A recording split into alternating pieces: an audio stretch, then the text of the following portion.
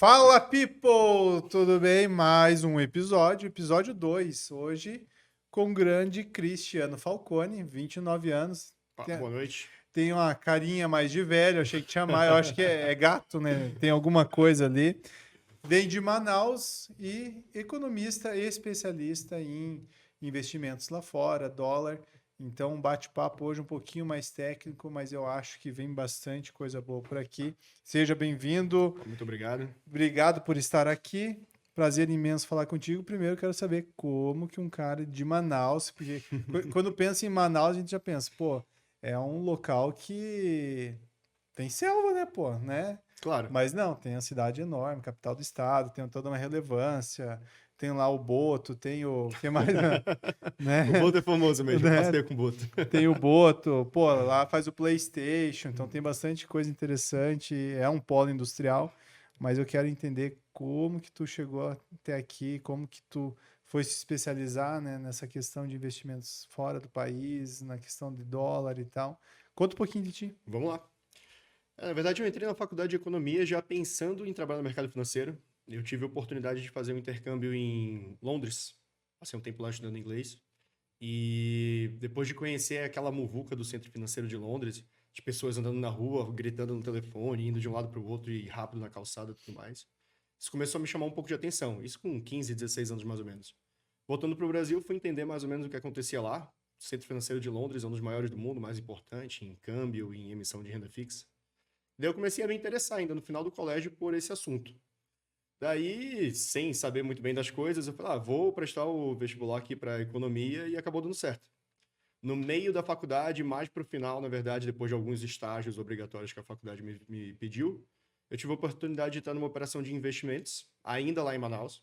Mas essa operação de investimentos, que inclusive são os meus sócios até hoje, ela já tinha um viés muito voltado para os investimentos internacionais. Os meus sócios eles já eram de mercado há quase 10 anos na época. E nesses quase 10 anos, isso em 2016, eles estavam lá no mercado desde 2006, velho. E nesse tempo eles viram um monte de coisa acontecer. Crise de 2008, a ascensão do governo Lula, do primeiro e do segundo, a crise do governo Dilma, tudo mais, e eles viram um monte de coisa. E de lá para cá eles começaram, e nesse meio período, eles pegaram como experiência de que o Brasil é realmente um país muito complicado.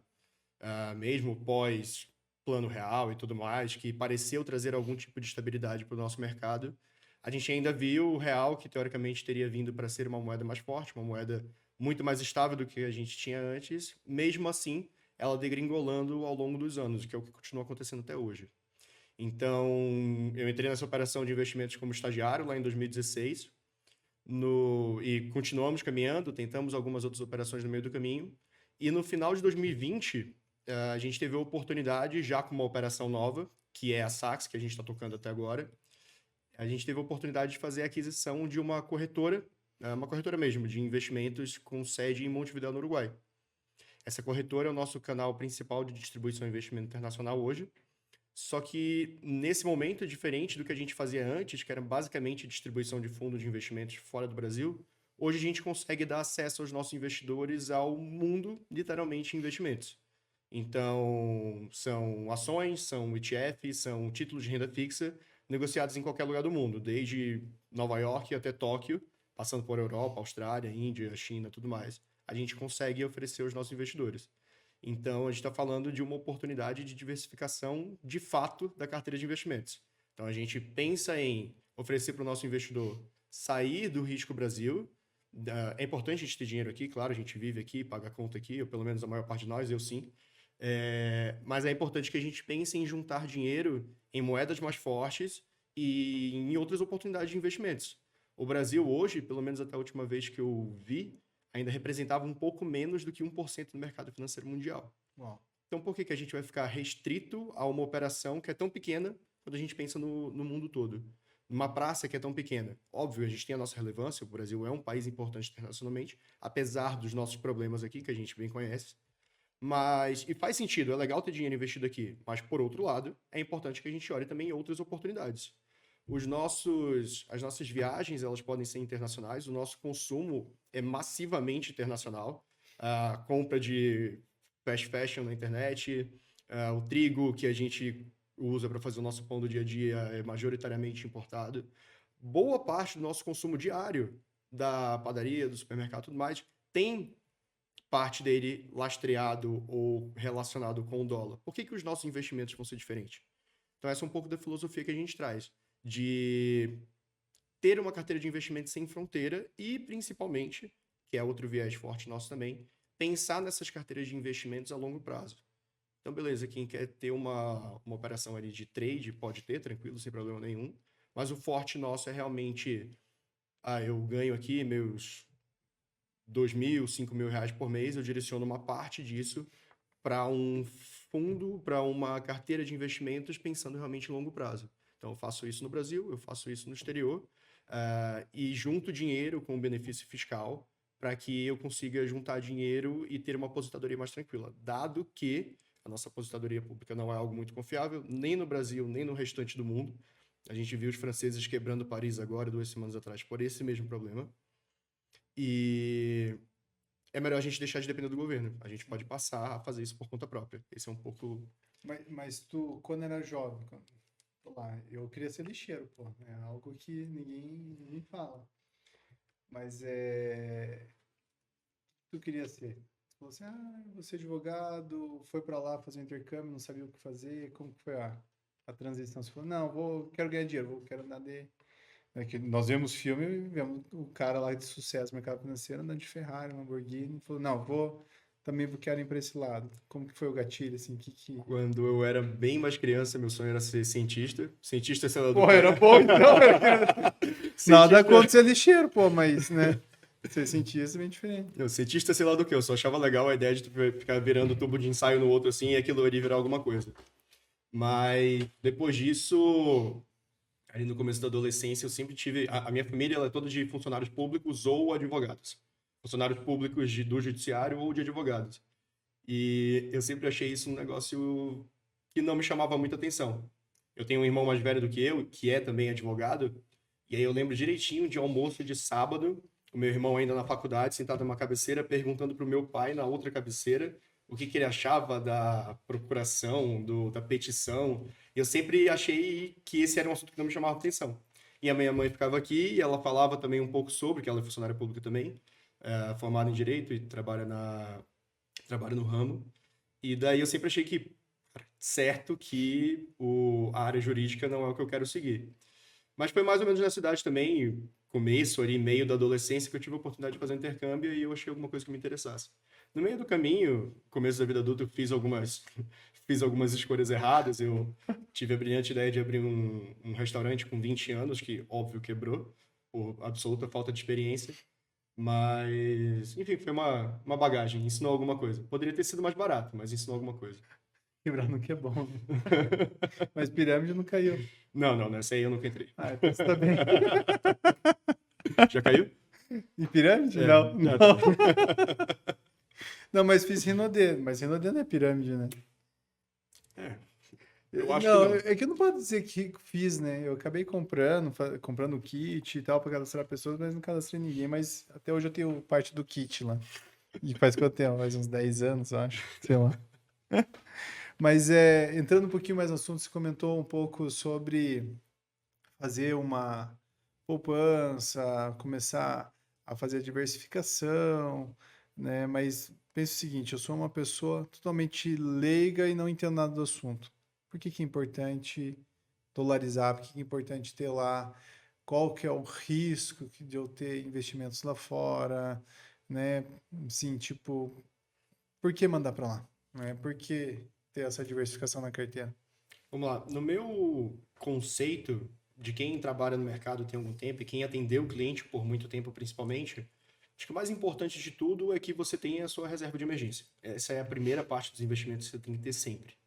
Quando a gente fala de um investidor que já tem uma reserva de emergência, e daí eu estou falando de investimentos aqui no Brasil, com liquidez e tudo mais, uma reserva de emergência bem estabelecida, e você vai começar a pensar em outras etapas de construção de um patrimônio financeiro, de uma carteira e tudo mais, daí é legal que você tenha alguma experiência no Brasil, porque é um mercado cheio de oportunidades por aqui. Mas quando essas duas etapas já estão vencidas, o mercado ele se torna pequeno. Então faltam, por assim dizer, faltam oportunidades. Você já vai ter um fundo de crédito privado, você já vai ter um fundo multimercado. E aí, além daquilo, se você quiser diversificar mais, você vai passar a colocar dinheiro em fundos de crédito privado ou fundos multimercado de outras gestoras. As nossas oportunidades elas ficam muito limitadas aqui, a menos que você vá para o mercado acionário. Aí tem 400 e poucas opções dentro da Bolsa de Valores do Brasil para você alocar. Mas mesmo assim, são muitas empresas concentradas em poucas áreas do mercado. As principais empresas do Brasil, vamos lá, do top 10, a gente deve ter 3 mercados principais: o agro, alguma coisa de indústria, alguma coisa do setor financeiro. Então a gente fica muito limitado. Quando a gente fala de mercados que estão super em ascensão, que já estão em ascensão há muito tempo, nos últimos 10 anos, como de tecnologia, quem é que é a empresa de tecnologia do Brasil hoje? A maior parte delas está concentrada na Europa e nos Estados Unidos, principalmente nos Estados Unidos, ali no Vale do Silício. Então, se você não pensar em levar parte do seu dinheiro para fora do Brasil, você vai perder essas oportunidades. Tem um caso também que é bem emblemático, e isso pode ser até um pouco controverso, que tem gente que tem opinião contra e a favor, mas quando a gente viu o boom das empresas que trabalham com cannabis, sejam laboratórios, sejam produtores e tudo mais, quem não tinha dinheiro fora do Brasil ficou de fora disso. E está de fora disso até hoje, se eu não me engano. Eu não lembro de nenhum produto financeiro no Brasil que esteja lastreado nesse mercado. Eu sei que a gente esteja falando de fundos, mas é bem mais recente. Tem a Cannabis 4, né? Tô Sério? brincando. Eu já falo, nossa, sério. Mas o. E assim funciona, na verdade, vai continuar funcionando. Dificilmente essas disrupções de mercado elas vão acontecer no Brasil. Assim como também dificilmente vão acontecer nos Estados Unidos, porque é um mercado que é muito regulamentado, é um mercado muito grande e tudo mais. O de cannabis, por exemplo, aconteceu na Europa. E se você tem uma conta internacional, esse mercado internacional ele é todo interligado, né? Então, com uma conta em Nova York, você pode investir em toda a Europa. Uma conta em Tóquio, você pode investir no restante do mundo. Esse mercado tira esses países mais desenvolvidos, com mercados financeiros mais sólidos, eles são todos interligados. E esse tipo de disrupção normalmente acontece por lá. E quem que aproveita ou surfa essa onda? Quem está posicionado para lá. Isso quando a gente fala de oportunidade de investimentos, mas quando a gente fala de moeda, e daí eu vou até pegar o gancho do que eu coloquei ali no começo, putz, beleza, a gente paga nossas contas aqui com real, é a nossa moeda do dia a dia, mas o real e o Brasil têm uma série de deficiências que fazem com que o dinheiro perca muito valor ao longo do tempo. Então, mais uma vez, da última vez que eu li, esse dado não é muito recente, talvez do final do ano passado, o real já tinha perdido mais de 80% do valor de mercado. E o real tem a minha idade, né? Ele é de 94. Uhum. Então, putz, agora se você pega uma mala de real e uma mala de dólar, se a minha mãe me desse uma mala de real e uma mala de dólar, provavelmente eu seria milionário com a mala de dólar hoje, mas teria quase nada com a mala de notas de real que ela teria me dado nessa mesma época. Então, pô, é bom que a gente pense em ter parte do nosso patrimônio e uma moeda que é muito mais forte, que sofre também, como qualquer outra moeda no mundo, mas que sofre bem menos do que o que a gente vê acontecer com o real brasileiro. Legal. Parte, assim, pensando, eu vi uma notícia do jogador de futebol, acho que é o Hakimi. Acho que é Hakimi. Hakimi é do PSG, Henrique? É, né? É o Hakimi. Ele tá se separando da mulher e que foram ver o salário dele, o patrimônio dele, é da mãe dele. E a mãe dele dá uma mesada. Não sei se vai como que é a legislação lá, se fosse aqui no Brasil, ele não escaparia, né? Ele teria que entrar ali na partilha. No caso de uma pessoa montar uma estrutura fora, né, agora, né? Então, tem o investimento, e ela tem a possibilidade de talvez montar uma estrutura fora. Tem a possibilidade de talvez conseguir guardar um pouco, não digo ocultar, mas proteger esse patrimônio de alguma coisa, parte de empresa. Existe, assim, algo que consiga e possibilite isso? É algo tangível conseguir aplicar lá fora, montar uma estrutura para ter um pouco de proteção fiscal e jurídica? Com relação à proteção jurídica, sim, é possível. E, na verdade, quando a gente fala de proteção fiscal também, elas andam ali bastante em conjunto. Quando a gente fala de montar uma operação de uma empresa, basicamente isso, a gente está falando das empresas offshore. Daí tem uma série de localidades do mundo com diferentes jurisdições que oferecem isso. Desde Suíça até BVI, ali no Caribe, Caimã, tudo mais. Qual que é a grande sacada de uma operação dessa? Essas operações, elas são holdings, né, no final das contas, e elas servem para te dar uma maior, não é viabilidade a palavra, mas é para que a tua carteira de investimentos, daí a gente está falando de volumes grandes, ela seja mais eficiente. Então, quando um magnata, por exemplo, ele pensa em mandar dinheiro para a Suíça dentro de uma empresa, ele está deixando de ter aquele dinheiro ali no nome dele e está passando a colocar aquele dinheiro em nome da empresa. Assim como a gente abre um negócio, a gente incorpora um capital social, ele está fazendo a mesma coisa, só que no caso é numa empresa fora do Brasil. Ele abre essas empresas para fazer investimentos. Só que a partir do momento que esses investimentos eles começam a gerar lucros, ou seja, eu comprei e vendi uma ação com lucro, ou eu comecei a receber dividendos, a obrigação fiscal passa a ser no local onde a empresa está sediada, que são os paraísos fiscais. E o que o paraíso fiscal faz? Não cobra imposto de renda. Se esse investidor ele recebesse na pessoa física dele, mesmo que fora do Brasil, ele teria a obrigação de fazer essa apuração de imposto aqui. Isso é um ponto importante. Como o dinheiro não é mais dessa pessoa física, é de uma empresa, e essa empresa não tem responsabilidade com o Brasil, daí ela consegue acumular e manter essa carteira de investimentos por bastante tempo, e os lucros ou dividendos que ela recebe não precisam ser apurados no Brasil. Por outro lado, se em algum momento... e as empresas elas dão uma facilidade também do ponto de vista de sucessão. Tá? É mais fácil e mais barato e mais eficiente, em números mais aí, fazer uma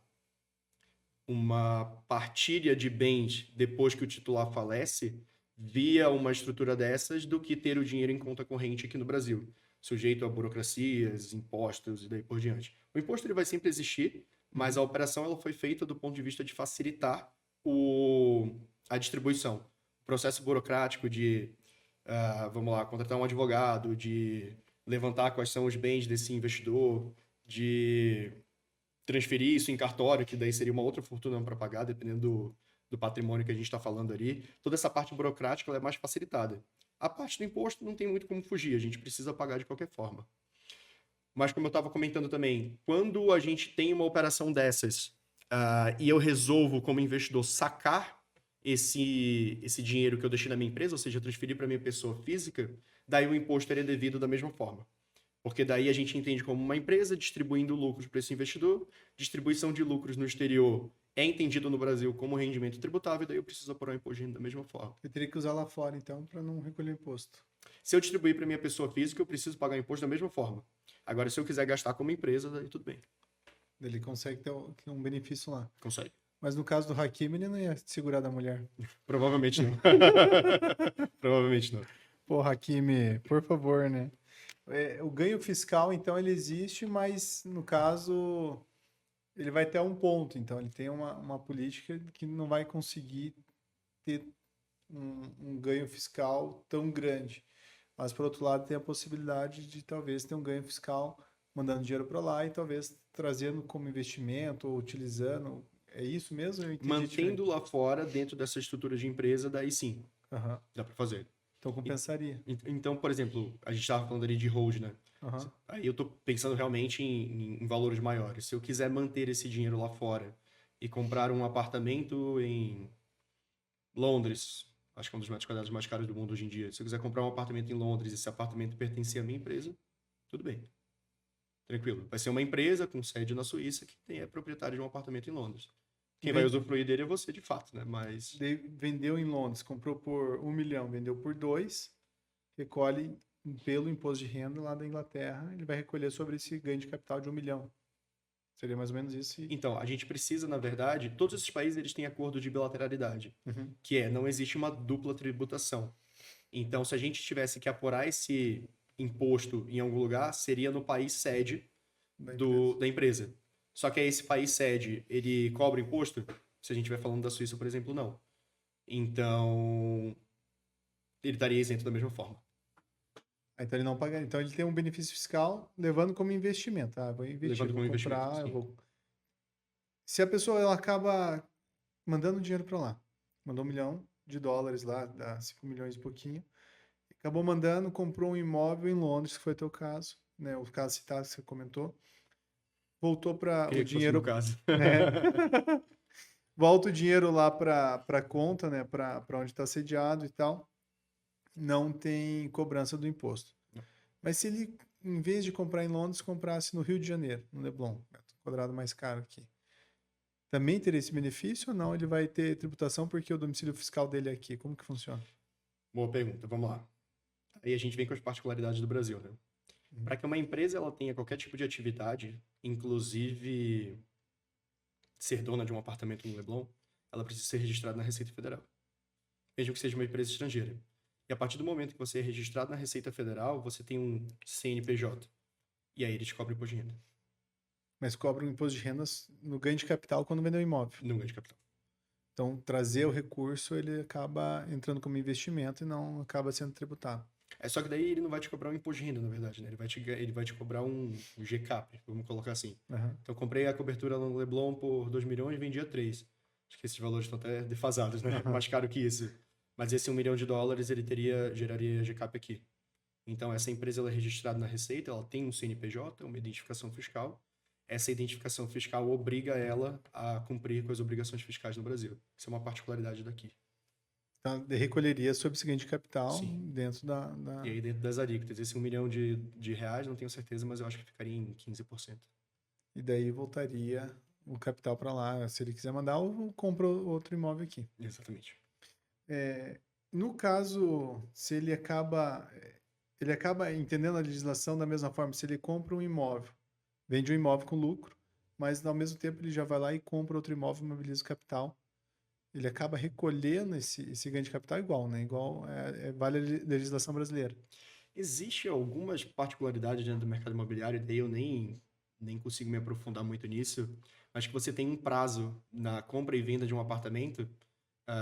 Comprei e vendi um apartamento, daí eu tenho que apurar o imposto. Se eu comprar um outro apartamento, tem alguma regra ali no meio que diz que se você usar esse dinheiro para comprar um outro imóvel, você não precisa pagar.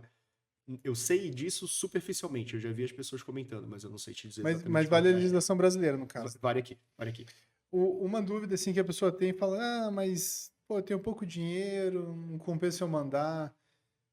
Qual que é o valor que compensa, assim, sabe? Eu não digo assim, vamos separar, investir lá fora e, por outro lado, montar uma estrutura para ter um benefício fiscal, começar a trabalhar um volume um pouquinho maior de investimentos lá fora, começar a olhar um pouquinho diferente.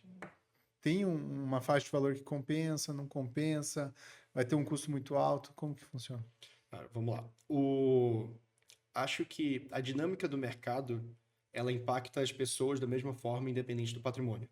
Então, seja você muito rico, seja você muito pobre, você vai sofrer com a inflação. Evidente que pessoas pessoas mais pobres são mais impactadas por inflação do que pessoas mais ricas. Evidente isso, é uma característica do mercado brasileiro. Mas o ponto é, a inflação, o IPCA, que vai dado ali no jornal da televisão de noite, vai ser o mesmo para todo mundo.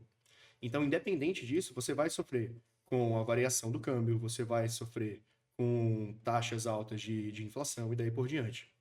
Quando a gente fala de investir fora do Brasil é só para pessoas ricas, isso é um tabu. Já foi verdade no passado, onde estrangeiros só podiam abrir conta na Suíça, e isso era para quem tinha mais de $5 milhões. Não é mais verdade hoje em dia. Tanto que é o que a gente trabalha hoje, é o que a gente oferece. Você pode ter uma conta de investimentos a partir de $500.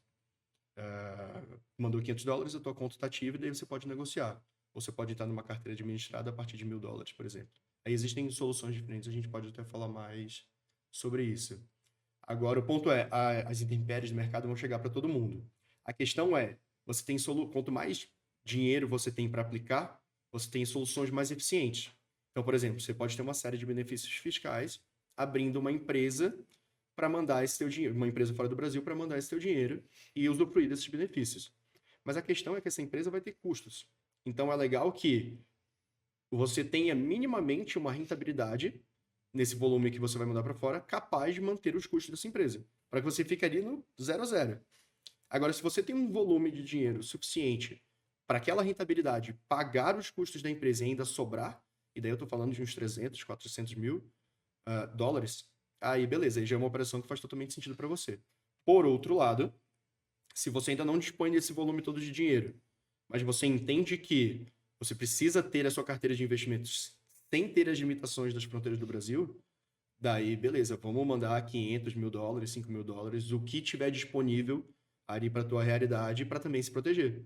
Para você também ter oportunidade de comprar ações de empresas de tecnologia, para você também ter a oportunidade de expor parte do teu dinheiro, deixar parte do teu dinheiro em uma moeda mais forte, que não vai sofrer tanto com desvalorização cambial, e daí por diante. Então, todo mundo pode investir fora do Brasil. A questão é que, quanto mais recursos você dispõe, mais eficientes vão ser as soluções que vão estar disponíveis para você. Isso funciona no mercado financeiro e para uma série de outras coisas na vida, né? Quando você fala ali 300, 400 mil dólares, é investimento ou custo? Não, 300 mil dólares é o volume do investimento. Então, para montar uma estrutura, um volume de 300 mil dólares já começa a fazer sentido, Justifica bastante. justifica. Essas operações, que nem eu comentei, né? Existem operações dessas em inúmeros locais do mundo, desde Suíça até Caribe e tudo mais. Cada uma dessas tem uma legislação diferente, consequentemente um custo diferente. Mas é comum que a gente encontre essas operações na América Central, ali no Caribe, que te cobram 1.000, 1.500 dólares por ano para manter essa empresa ok, funcionando. Entendi. O que eu vejo, assim, muitas pessoas falando também é o dólar.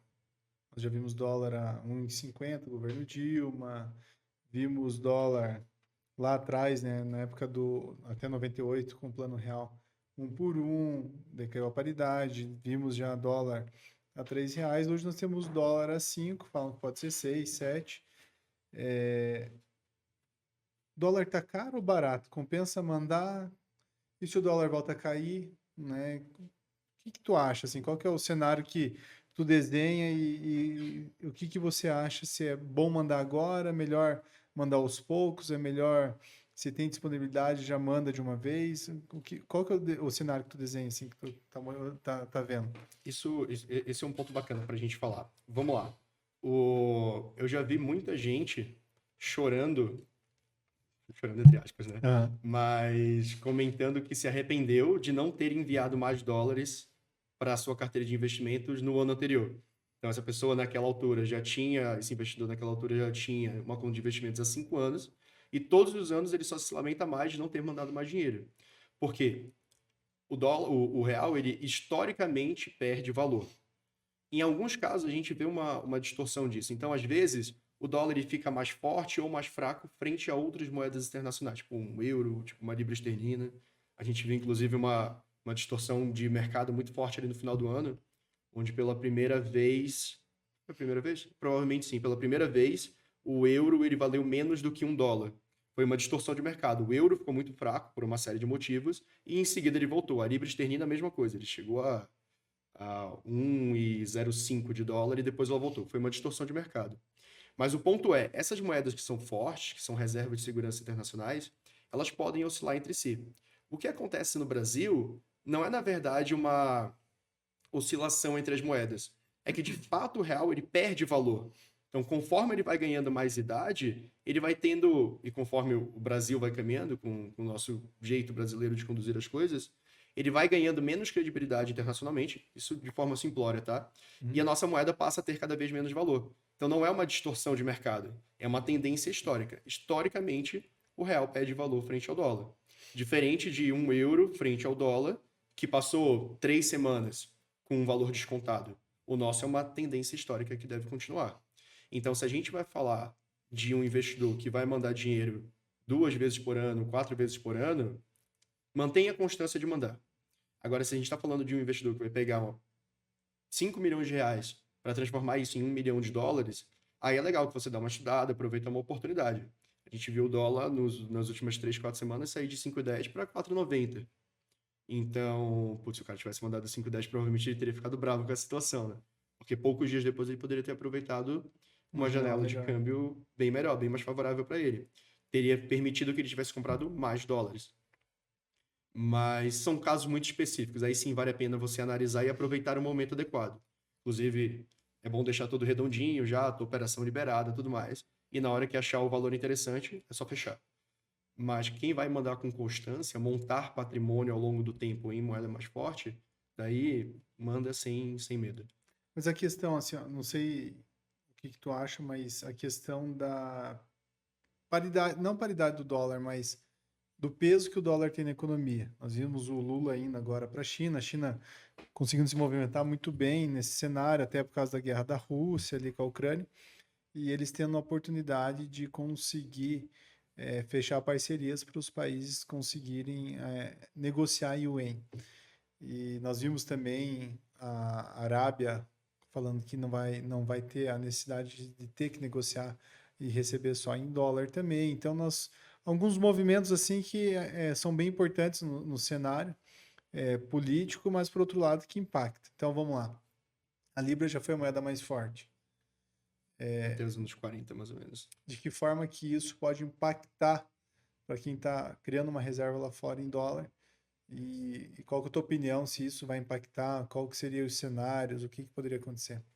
Tá, vamos lá. A gente comentou aqui, a Libra ela já foi a moeda hegemônica do mundo, que é o papel que a Libra esterlina, que é o papel que o dólar ocupa hoje. O que foi que aconteceu assim, bem, existe uma série de fatores que a gente poderia colocar aqui, mas bem grosso modo, o que foi que aconteceu? Explodiu a Primeira e Segunda Guerra Mundial, detonaram metade de Londres, foi pro chão, e o país, evidentemente, depois de pegar todos os seus recursos e investir numa guerra, ele ficou instável. A partir do momento que o país ficou instável, o papel moeda que tem lastro nele também começa a perder credibilidade. Aí, nesse momento, durante a guerra e um pouco depois, procurou-se uma outra moeda que teria esse poder de ser uma reserva de valor e de funcionar como, já que é uma reserva de valor, como uma moeda comum para as transações internacionais no mundo todo.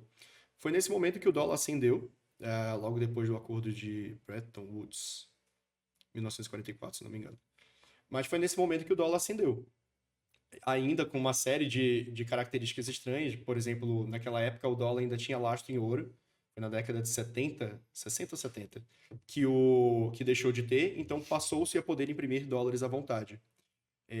De lá para cá, ela se manteve como uma moeda hegemônica no mundo, mas o ponto principal papel moeda, que é a moeda fiduciária que a gente chama, ele é nada mais, nada menos do que um pedacinho de papel que a gente acredita que tem algum valor, certo? Uhum. Então é isso que quer dizer, inclusive, o fiduciário. A gente acredita que o dólar tem valor. Pessoas ao redor do mundo acreditam que o dólar tem valor. Se eu chegar com uma nota nova agora de R$200 com um lobo-guará lá na Índia, não vão saber o que é. Se eu chegar na Índia, na China, em algum país do leste europeu, na África, todo mundo sabe o que é um dólar. E as pessoas entendem o valor que aquilo ali tem. Então, o ponto principal pode acontecer uma reviravolta no mundo? Pode. Isso aconteceu menos de 100 anos atrás, quando a Libra deixou de ser essa moeda hegemônica e o dólar passou a ser. Mas o ponto será que o mundo todo não tem mais credibilidade, não dá mais a credibilidade que o dólar deveria ter, ou que ele tinha até então? Porque a gente acabou de ver um problema seríssimo acontecendo no mundo em 2020, que foi a pandemia, e o dólar se valorizou frente a outras moedas de uma forma absurda. Por que isso aconteceu? Pessoas do mundo todo estavam com medo. Quando a gente tem medo, a gente liquida os nossos investimentos de risco, e a gente viu as bolsas despencando nessa época, 6 circuit breaks aqui no Brasil, eu estava ali acompanhando na tela. Pânico total. Pânico total, foi uma loucura. E isso tudo para quê? Liquida opções de risco e coloca tudo em opções mais seguras. O que é a reserva de valor que funciona para o mundo todo? Ouro e dólar, principalmente dólar. Então foi por isso que o dólar ficou mais caro. Muita gente foi atrás de um produto que é escasso, e esse produto que é escasso subiu de preço. Então, mais uma vez, de forma muito simplória, foi isso que aconteceu. Isso aconteceu 3 anos atrás. Vai completar 3 anos agora. Então, se a gente tiver, novamente, um problema no mundo onde todas as pessoas precisem procurar reserva de valor e elas não recorrerem ao dólar, recorrerem a uma outra moeda, aí a gente pode ver o início de uma nova ordem mundial, que o pessoal gosta de chamar. Mas enquanto isso não for verdade, eu acho muito difícil, por mais que esses acordos bilaterais existam, por exemplo, Brasil e China, por mais que isso exista, se um dia a gente tiver um problema no mundo de novo, os brasileiros eles vão recorrer para o dólar, eles não vão recorrer para a moeda chinesa. Ou pelo menos eu acho isso muito improvável. Mas a gente precisaria ver uma cena dessa, um cenário desse, para conseguir dizer que outra moeda está propensa a tomar esse papel de relevância internacional. Mas meu vizinho falou que o Bitcoin vai. O que tu acha? Bitcoin é legal. Bitcoin é bacana, eu gosto. Muito longe de ser uma recomendação de compra, tá? Não é meu papel aqui. Mas eu acho... Qual que é o ponto positivo e o negativo, na minha opinião, do Bitcoin? Ele é algo relativamente novo e muito volátil. Então, pode assustar as pessoas que têm a pretensão de investir a curto e médio prazo. Mas a longo prazo, eu entendo isso muito como uma tendência global. Então, quem trabalha com câmbio sabe o quão burocrático é você transformar uma moeda para outra. Uhum. Ah, tenho aqui mil dólares, R$ 1.000, eu quero transformar isso em US$ 200. Sim. É uma operação chata de fazer. E a gente está falando de algo que é muito mais tecnológico. Então, não vislumbro o Bitcoin como uma moeda hegemônica, mas eu acho que ele vai passar a ser cada vez mais relevante num mundo que se rende à tecnologia cada vez mais, que é um caminho sem volta, no final das contas. Eu acho um ativo interessante. Tu acha que tem possibilidade de talvez ser o Bitcoin, não ser uma outra moeda? Aí eu acho improvável. Por quê? Eu acho improvável porque a gente precisa de regulamentação. Então, aí a gente vai talvez até entrar num termo um pouco mais técnico aqui. O Bitcoin, ele está a livre mercado. Uhum. Tá? E, por outro lado, moedas fiduciárias, elas têm um país por trás. Então, o que dá a credibilidade do dólar americano? É você ter a maior economia do mundo usando aquilo ali como moeda oficial. Ou o que dá a credibilidade, por exemplo, da libra esterlina? É que você sabe que aquele, além da foto da rainha ali, né? Agora do rei. Mas além disso, a gente sabe que tem um super país como o Reino Unido, super eficiente, super um monte de coisas ali por trás que garantem o valor daquela moeda. O Bitcoin não tem isso. Então as pessoas especulam em mercado e especulam alto o valor que ele tem. Então acredito que ele pode funcionar no futuro como algo cada vez mais relevante, mas eu não vejo ele também substituindo, e aqui é só uma opinião, tá? Não vejo ele substituindo as moedas fiduciárias. Teve um vídeo que eu vi, foi esses tempos. E tava o Bill Gates, acho que em 94, e ele tava numa entrevista acho que é Jimmy, qual que é o que tem agora, Jimmy Fallon? Eu não lembro qual que é o programa que tem lá de mais audiência, que é tipo o Jô Soares que nós tínhamos aqui, né? O cara que entrevistou no mundo. E ele perguntou, né, como que é a internet, como que tem funcionado. E daí ele falou assim, estão falando que nós vamos comprar por aqui, nós vamos conhecer pessoas por aqui, nós vamos conversar por aqui, e todo mundo riu, tirou sarro e tal. Imagina. E hoje nós olhamos que, tipo, aconteceu, né? Tipo, que era o tópico lá, que todo mundo tirava sarro, achava, assim, não tem como. Hoje é algo totalmente natural e faz parte da nossa vida e tá virando um Android já praticamente a nossa relação com o celular. Quando nós olhamos para as moedas digitais, talvez essa nossa desconfiança talvez não se concretiza nisso também. Tu acha que não estamos cometendo o mesmo erro que o pessoal cometeu lá, tipo, tirar sarro, falou, não vai acontecer isso. E muito por causa da falta de regulamentação. Então o mundo caminha para desregulamentação e tentar acabar talvez com o poder governamental que eles exercem sobre moedas e tal. Qual que é a tua opinião? Assim, o que tu acha? Você acha que nós estamos entrando nesse erro também ou não? Você acha que lá na frente o governo ainda vai pesar a mão, vai ser mais forte, ele vai conseguir ainda dominar o mercado através de uma moeda? Eu acho que o governo ele tem esse papel de ser o regulamentador. Uhum. Então, tudo que surge, por exemplo, na internet foi muito assim também. Ela vem, as redes sociais, por exemplo, elas disruptam uma forma de fazer tal coisa que a gente faz no dia a dia, as redes sociais disruptaram a forma como a gente se comunica entre família, amigos, ou como a gente publica conteúdo, basicamente, né? E, beleza, disruptou o mercado, mas aí vem o papel de regulamentador do mercado. Quando você me pergunta se a gente pode estar caindo no mesmo erro que a turma cometeu lá em 94 com Bill Gates, aí só o tempo para dizer para a gente, né? Aconteceu com a internet, e pode acontecer também. Não acredito que não. Por outro lado, só o tempo realmente para dizer. As evidências que a gente tem hoje nos mostram que talvez não aconteça, mas a gente pode ver o que tá por vir aí. É uma possibilidade, claro. Legal. Deixa eu falar um pouquinho agora sobre a Prime Reserve, o nosso patrocinador. Tu que está assistindo, quer fazer câmbio, tá precisando daquele dólar para viajar, tá precisando montar a tua carteira, né, de investimentos lá fora, montar uma estrutura de offshore, né, acabar montando a tua carteira de investimentos ou precisa de crédito para conseguir investir no teu projeto, na tua empresa, chame lá o pessoal, primereserve.com.br. Eles vão conseguir te dar o maior suporte, vão conseguir te auxiliar em todo esse processo também. Voltando aqui, Lula e Bolsonaro, uma eleição assim muito acirrada. Eu tenho a teoria de que o Bolsonaro não perdeu, o Lula não ganhou, foi o Bolsonaro que perdeu, porque ele fez muita besteira ao longo do governo e, por outro lado, ainda fez muita besteira, não só não fechar as parcerias necessárias, né, para conseguir o apoio político, mas também, por outro lado, o fogo amigo que ele teve ali ao longo da eleição. Mas ao longo da eleição nós vimos um medo exacerbado, né, do Lula voltar ao poder, não por Lula, mas por tudo que ele traz, que é a questão ali do PT, um governo mais progressista, mais voltado ali à parte social, um pouco mais burocrata, né, na parte econômica e tal.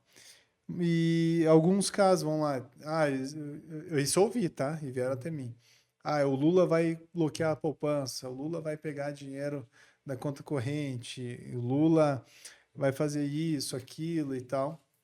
E isso é utópico, né? Não, também assim não falo assim que não haja chance, mas zero praticamente. Mas por outro lado, nós vimos um medo muito grande e uma crescente de pessoas. Pô, agora eu tenho que mandar parte dos recursos, porque olha o que aconteceu na Venezuela com o governo mais à esquerda, olha o que está acontecendo na Argentina, olha a fuga de capital que aconteceu no Chile, vai ter agora déficit no crescimento e tal, né? Não vai crescer esse ano, vai diminuir.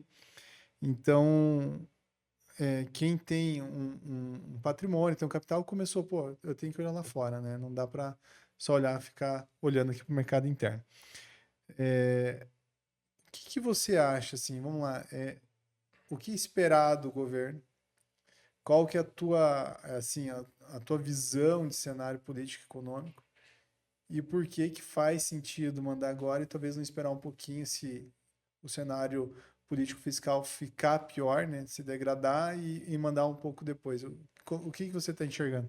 Vamos lá.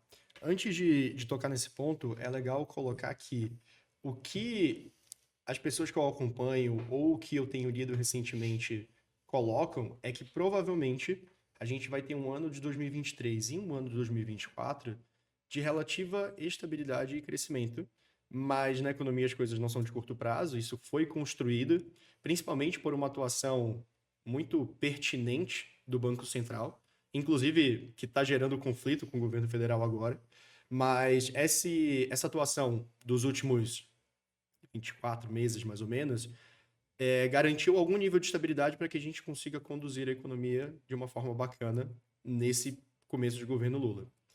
Mas o que acontece? O Lula, ele tem, como você colocou, uma tendência progressista. Ou seja, a ideia dele é sempre investir muito para que isso, consequentemente, aumente os empregos, gere renda e daí por diante. E isso é maravilhoso. Só que tem um preço. Qual que é o preço disso? Inflação. Que é exatamente o que o Banco Central precisa segurar. A responsabilidade pela inflação é do Banco Central.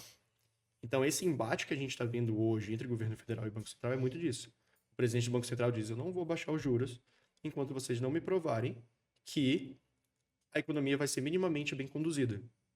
E aí eu até vi recentemente que um dos pontos ali do arcabouço fiscal que queriam colocar era criminalizar o fato do governo federal não seguir isso. Estava em discussão essa semana, inclusive. E aí o Haddad estava dizendo: não é certo a gente criminalizar tudo mais, tentando proteger o dele, claro, né? Mas o ponto é esse, o Banco Central, que é o responsável por manter esse nível adequado de inflação, ele precisa se proteger. Como é que ele se protege isso? Dizendo: vou deixar taxas de juros altas, vou deixar a economia estagnada. E tem um outro detalhe: taxa de juros alto força o governo federal a pagar juros altos na dívida pública. Então, o Tesouro Nacional, que a gente tanto ouve falar aí, os juros que ele paga é determinado pelo Banco Central, que é a Selic, que gera o CDI e que a gente remunera os ativos de renda fixa. No caso do Tesouro Nacional, o Selic diretamente. No caso de outros ativos de renda fixa, o CDI que a gente chama.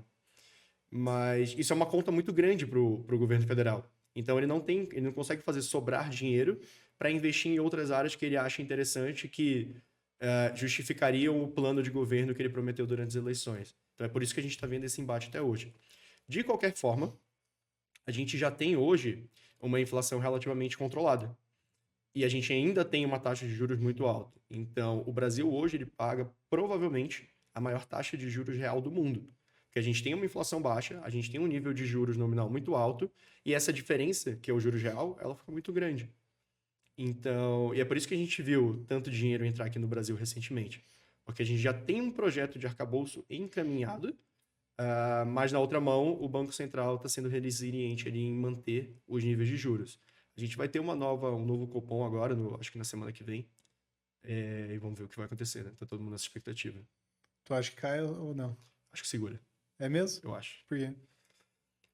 Por não ter tanta certeza do que vai acontecer com o arcabouço. Então, as primeiras chances de cair a Selic do Banco Central começar a reduzir, pelo que eu já li até agora, é a partir do segundo semestre. Ou seja, a partir de agosto. Mas na questão, assim, faz sentido por isso mandar o dólar agora ou faz sentido? Espera um pouquinho, né? Será se às vezes encontra uma janela melhor? O que tu enxerga? Se esse não for o único dinheiro que você vai mandar na sua vida para fora do Brasil, anda. Aproveita. Não perde essa oportunidade. Porque da mesma forma que a gente tem uma talvez não tão boa oportunidade agora, no presente, de mandar dólar, isso não é real, tá? É só hipotético, caso seja a opinião de alguém. Eu, investidor, acho que o dólar vai cair mais um pouco. Vou esperar uma semana.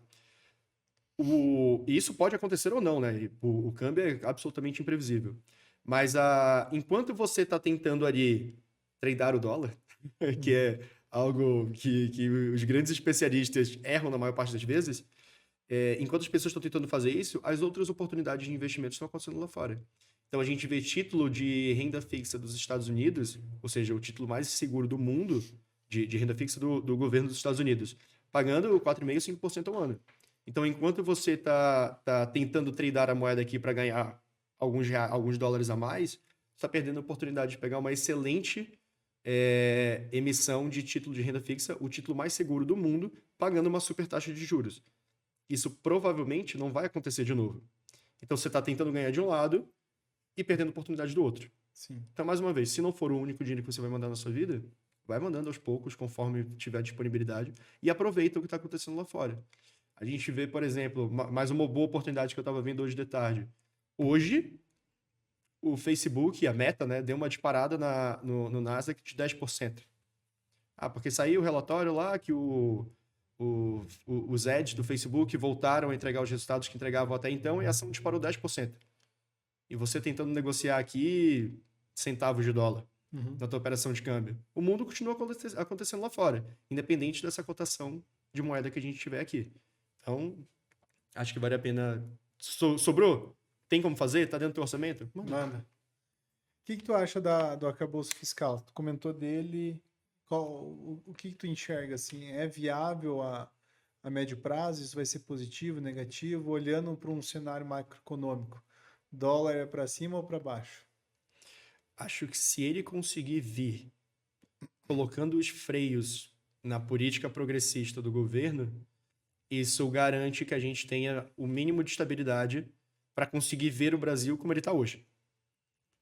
Só que talvez com mais oportunidades. E aí, por que eu enxergo isso?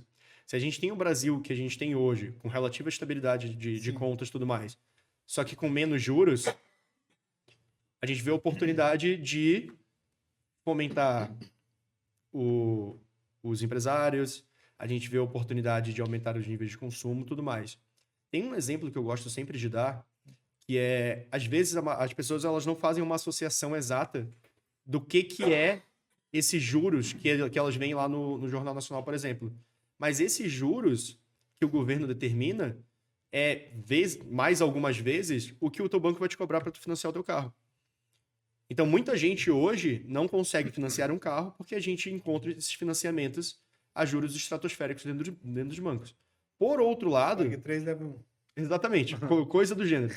Por outro lado, se a gente tem um país mais estável economicamente, com uma taxa de juros menor, porque a gente pode ter uma taxa de juros menor, as coisas ficam mais viáveis para nós, pessoas. Então, eu consigo financiar uma moto, financiar um carro, porque os juros que o banco vai me cobrar, que tem relação com os juros do governo, eles são mais baixos. E aí cabe no meu orçamento. Hoje, muita gente não consegue porque a gente tem juros muito altos. Sim. Dólar para cima ou para baixo? Essa aí é uma pergunta de $1 milhão. A gente...